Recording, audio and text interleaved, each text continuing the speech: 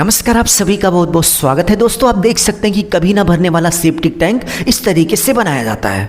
तो चलिए इस वीडियो में एक एक करके फुल इन्फॉर्मेशन आप सभी से शेयर करते हैं कि सेप्टिक टैंक की बाहरी दीवारों की थिकनेस यानी कि मोटाई क्या होनी चाहिए, बीच की दीवारों की मोटाई क्या रखनी चाहिए, और इसके साथ साथ सेप्टिक टैंक की लंबाई और चौड़ाई क्या होनी चाहिए। और सेप्टिक टैंक के अंदर आप देख सकते हैं कि इनर वॉल में इस तरीके से होल किया जाता है। इस होल का साइज क्या होना चाहिए और इसकी लोकेशन क्या होनी चाहिए। और इसके साथ साथ आप देख सकते हैं कि अंदर की दूसरी वॉल में भी इस तरीके से एक कटिंग की जाती है। इस कटिंग की लेंथ और ब्रेथ यानी कि लंबाई चौड़ाई क्या होनी चाहिए। और सेप्टिक टैंक का इनलेट का पाइप कहां पर होना चाहिए, आउटलेट का पाइप कहां पर होना चाहिए, और सेप्टिक टैंक को मजबूत बनाने के लिए क्या करना चाहिए, प्लास्टर किस तरीके से करना है। चलिए एक एक करके फुल इन्फॉर्मेशन आप सभी से शेयर करते हैं। तो सबसे पहले यदि हम सेप्टिक टैंक की बाहरी दीवारों की थिकनेस की बात करें, यानी कि बाहर की जो दीवारें हैं उसकी मोटाई की बात करें, तो सेप्टिक टैंक की बाहरी दीवारों की जो थिकनेस है, मोटाई है, वो 9 इंच रखनी चाहिए, जैसा कि आप यहां पर देख सकते हैं। सेकेंड पॉइंट की बात करें तो आप देख सकते हैं कि यहाँ पर सेप्टिक टैंक में 3 चैम्बर बने हुए हैं और तीनों चैम्बर को 3 भाग में डिवाइड करने के लिए 2 दीवारें बीच में बनाई गई है। अंदर की दोनों दीवारों की थिकनेस यानी कि मोटाई क्या रखनी चाहिए, तो अंदर की दोनों दीवारों की जो थिकनेस है, मोटाई है, वो 4.5 इंच रखनी चाहिए, यानी कि आधी ईंटी। आप यहाँ पर देख सकते हैं कि अंदर के दोनों वालों की जो थिकनेस है वो 4.5 इंच रखी गई है। नेक्स्ट पॉइंट की बात करें तो आप देख सकते हैं कि इनलेट का पाइप जिस चैम्बर में गिरेगा उस चैम्बर की दीवार में इस तरीके से नीचे की तरफ एक कट होता है।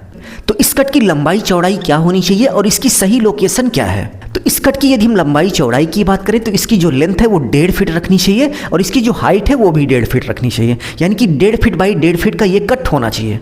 कुछ लोग क्या करते हैं कि 3-4 ईंट जोड़कर फिर देते हैं, तो भाई वो तरीका बिल्कुल गलत है। उससे दीवार पर प्रेशर आता है और दीवार टूट भी सकती है। इसलिए आप देख सकते हैं कि बिल्कुल नीचे आपको इस तरीके से 1.5 फीट बाई 1.5 फीट का कट देना है दीवार में। यहाँ पर आप देख सकते हैं कि टोटल अंदर की जो चौड़ाई है वो 6 फीट है। तो 2 फीट 3 इंच दीवार को इस तरफ छोड़ के और 2 फीट 3 इंच ही दीवार को इस तरफ छोड़ के बीच में 1.5 फीट की लंबाई में आप देख सकते हैं कि ये कट दिया गया है। तो इस बात को कहीं पर नोट कर लीजिए कि दीवार में ये जो कट दिया जाता है ये बिल्कुल नीचे देना है और इसके साथ साथ इसकी जो लेंथ और ब्रेथ होगी, लंबाई चौड़ाई होगी, वो 1.5 फीट बाई 1.5 फीट होगी। नेक्स्ट आप देख सकते हैं कि जब ये टैंक पानी से भर जाएगा तो पानी इस चैम्बर में चला आएगा। बाकी जो वेस्टेज होगा वो दोनों चैम्बर, पीछे के दोनों चैम्बर में ही रहेंगे। तो पानी लास्ट वाले चैम्बर में आसानी से चला आए उसके लिए आप देख सकते हैं कि दूसरी दीवार में भी इस तरीके से ऊपर की तरफ एक कट दिया जाता है। तो इस कट के यदि हम लंबाई चौड़ाई की बात करें तो इसकी जो टोटल लेंथ होगी यानी कि लंबाई होगी वो 1.5 फीट होगी और इसकी जो हाइट होगी यानी कि ऊंचाई की डायरेक्शन में इसका जो कट होगा वो 6 इंच होगा और इसको हमेशा बीच में देना चाहिए।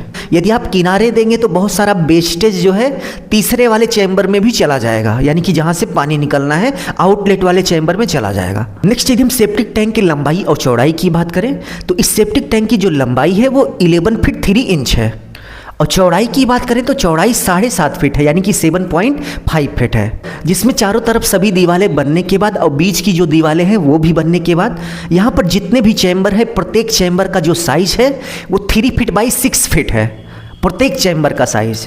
उसके बाद एक बहुत ही इंपॉर्टेंट पॉइंट है कि बारिश का पानी इस चैम्बर के अंदर ना आए, इसलिए इस चैम्बर को हमेशा जमीन से 1.5 फीट या फिर 2 फीट ऊपर रखना चाहिए। आप देख सकते हैं कि इस सेप्टिक टैंक की ऊंचाई जो है वो जमीन लेवल से यानी कि सरफेस लेवल से यानी कि ऊपरी सरफेस लेवल से 2 फीट ऊंचा रखा गया है।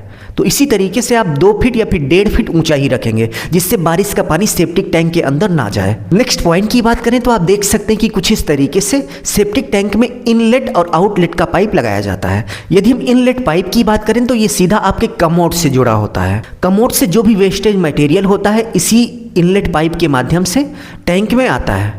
नेक्स्ट आप देख सकते हैं कि लास्ट वाले चैम्बर में कुछ इस तरीके से एक आउटलेट का पाइप होता है। इसका मेन पर्पज ये होता है कि जब टैंक में पानी पूरा भर जाए तो इसी आउटलेट से पानी को बाहर निकाल दिया जाए और टैंक फिर से पूरी तरह से खाली हो जाए। और इसके साथ साथ एक बहुत ही इंपॉर्टेंट पॉइंट है, आप देख सकते हैं इनलेट वाले चैम्बर की पहली दीवार में कुछ इस तरीके से जो कट लगाया जाता है, इस कट को 1.5 फीट बनाने के बाद इस तरीके से 6 इंच की मोटाई में एक बीम लगा देनी है जिससे दीवार की मजबूती कई गुना बढ़ जाए।